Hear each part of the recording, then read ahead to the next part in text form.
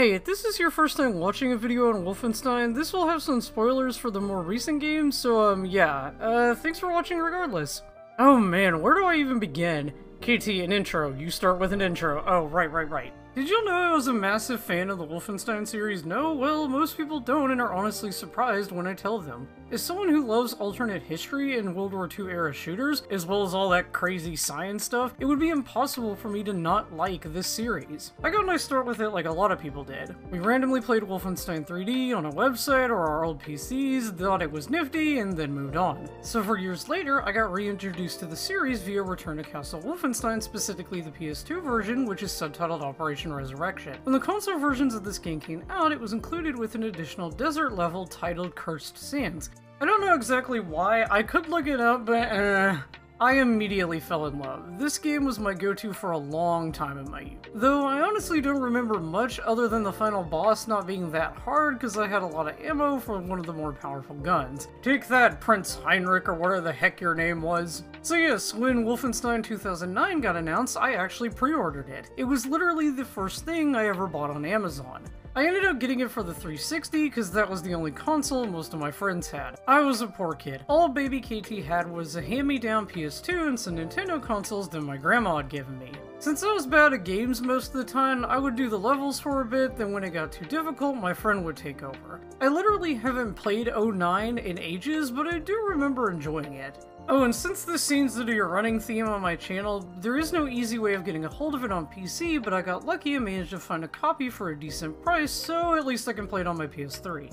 Unfortunately, Wolfenstein 2009 didn't favor well and the series was shelved until Bethesda bought up id Software and their IPs. So in 2014, we got introduced to a new take in the form of Wolfenstein New Order. This game was a massive success, garnering a sequel, New Colossus, as well as two spin-offs, Old Blood and Young Blood. This new take, brought to us by Machine Games, was what Wolfenstein needed, breathing new life into our titular protagonist of William Joseph Blazkowicz through poetic monologues and robust character interaction, paying homage to their predecessors by bringing back themes and characters such as General Desset and Caroline Becker, and even introducing us to incredible new ones right out the gate, that being Private Probst Wyatt III and Wing Commander Fergus Reed.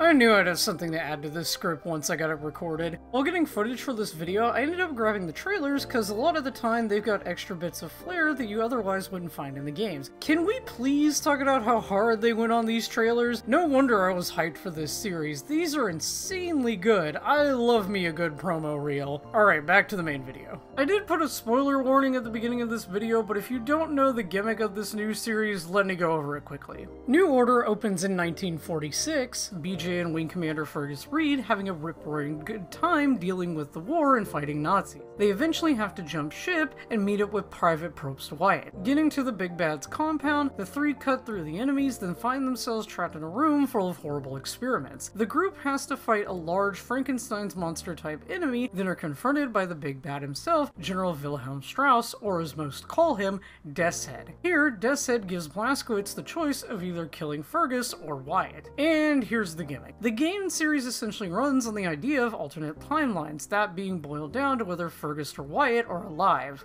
In New Order, a few minor things change, mainly the alternative ways of unlocking lockboxes or doors, that being through hacking with Fergus, lockpicking with Wyatt. There are also two characters that are introduced, that being Jay in the Wyatt's timeline, Tekla in Fergus's. In New Colossus, the timeline differences are much more substantial, Fergus and Wyatt having completely different character arcs throughout the run of the game. I won't go into massive detail on those because as of right now, I haven't even done the Wyatt timeline. If you didn't know, I'm a huge fan of Fergus Reed. This game literally said, hey, you like pilots, right? Scotsmen? Yes. Short kings? Well, we've got the man for you.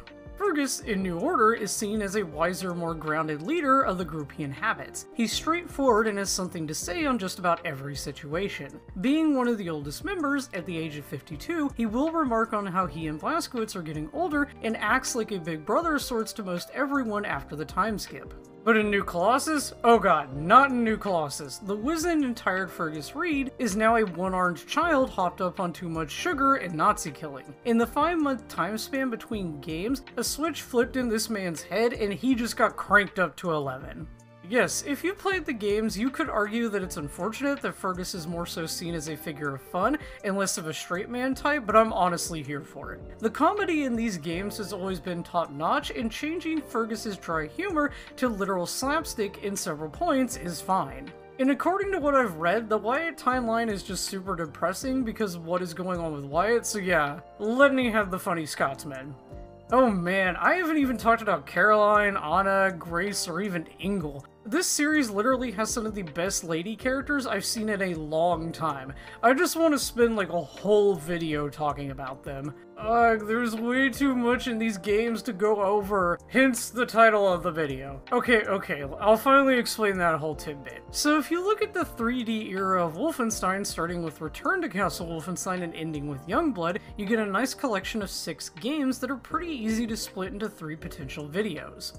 Return to Castle Wolfenstein and New Wolfenstein 2009 sitting pretty in 1, Old Blood and New Order tucked nicely into the 2nd, then New Colossus and Youngblood rounding it off in the 3rd. So what's the problem? These two. Old Blood and Youngblood are essentially standalone DLC for the Machine Game series. Think Death of the Outsider or Undead Nightmare. I've played both and enjoyed them in their own right, but they really aren't big video worthy. Well, Old Blood is, but then it just sort of leaves some issues with Youngblood. Let me go back to the timeline for a second. As I explained, New Order allows you to experience 2, Fergus or Wyatt. Old Blood is technically before that, it being about Blasco going to Castle Wolfenstein to try to find plans to take down Death's Head. Plus a lot of other stuff. Fergus does appear at the end, implying that once the game ends, it goes directly into New Order. Then we go through the other 2 and Youngblood appears, it taking place 19 years after New Colossus. Sophia and Jess, Blazkowicz and Anya's daughters, taking up the mantle as protagonists. So where is it on the timeline? Well, we're never actually told. The only thing that gives us a surefire answer is that it's in the Fergus one, a photo of Fergus being seen amongst Blazko's things in the attic of their home. And this game isn't much of anything. It's fun, with a friend, makes great use of the New Colossus engine and design, and is pretty well put together in terms of levels. Most of this the doing of Arcane Studios, another subsidiary of Bethesda. They're the guys that made Dishonored. That's all well and good, but the game doesn't actually have a story. Jess and Sophia, along with their friend Abigail, end up going to Paris in order to find Blasco. Along the way, they hang out with the French resistance that eventually run into the main villain, who just wants to bring in the Fourth Reich. The girls defeat him, game ends. Yeah, there's not much there. It's just Bethesda giving one of their other studios a crack at the license to fill in the gap between the next game, like Old Blood did. And, well, that gap is 5 years long at this point, with no mention of Wolf 3 appearing anytime soon.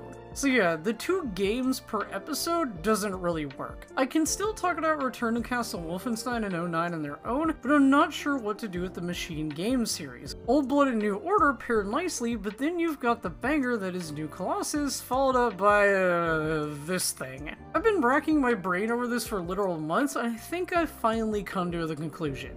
I'm not going to talk about Youngblood. I think enough happens in New Colossus to warrant its own video, and Old Blood is a nice prequel to the madness that occurs in New Order. I don't hate Youngblood. Like I said, it's fun with a friend. It has enough variety to a point to make it a fairly enjoyable experience.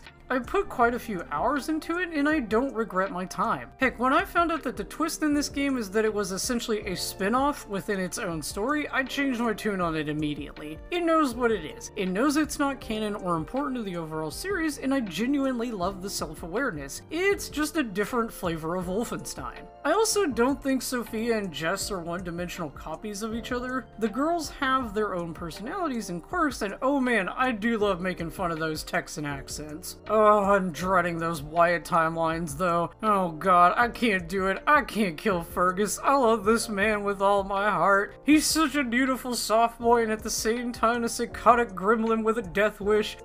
He's perfect. But yes, when it comes to doing this series, the format of Return to Castle Wolfenstein in 2009 in one video, Old Blood and New Order in the second, and then New Colossus taking up the third, I feel this is the best way of going about it. This allows for a nice trilogy of videos that hopefully don't outstay their welcome. And if you're wondering why I'm even bothering with the 2 older ones, well, Wolfenstein runs on the idea of alternate timelines, thus infinite possibilities. We don't actually know if these games are canon or not. Bethesda or Machine Games have never had a definitive answer. But despite that, with what we know, they are technically canon. And honestly, I just want to talk about Return to Castle Wolfenstein in 2009 because they mean a lot to me as a gamer in general. I put aside my issues with first-person shooters to play them when I was younger, which was a lot considering I only played JRPGs at the time. If it wasn't a Final Fantasy, I didn't want to play it. So yeah, those games deserve as much respect as their more successful follow-ups. That video will probably do terribly, but do I care? No. I just want to talk about them, so I don't know, deal with it.